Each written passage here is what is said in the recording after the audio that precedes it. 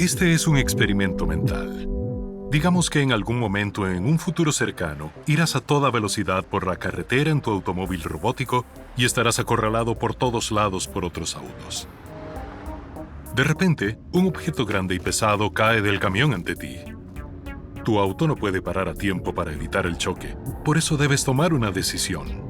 Seguir recto y golpear el objeto, girar a la izquierda contra un 4x4 o girar a la derecha contra una motocicleta.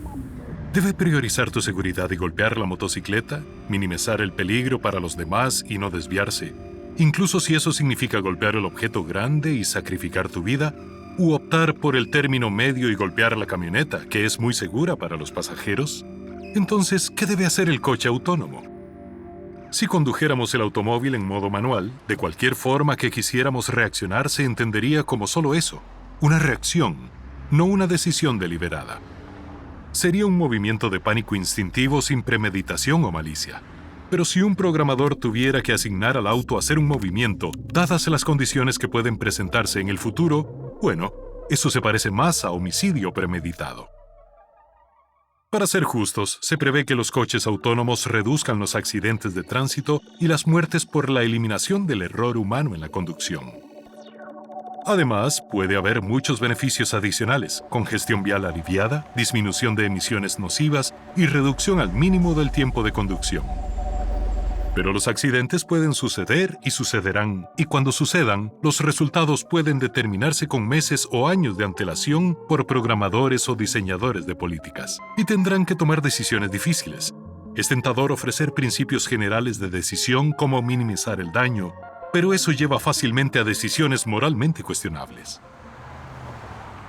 Por ejemplo, con la misma configuración inicial, pero a la izquierda un motociclista con casco y a la derecha otro sin casco.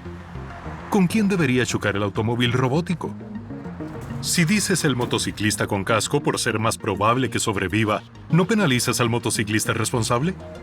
En cambio, si salvas al motociclista sin casco porque actúa irresponsablemente, entonces has ido mucho más allá del principio de diseño inicial de minimización de daños y el coche autónomo está ahora aplicando justicia callejera.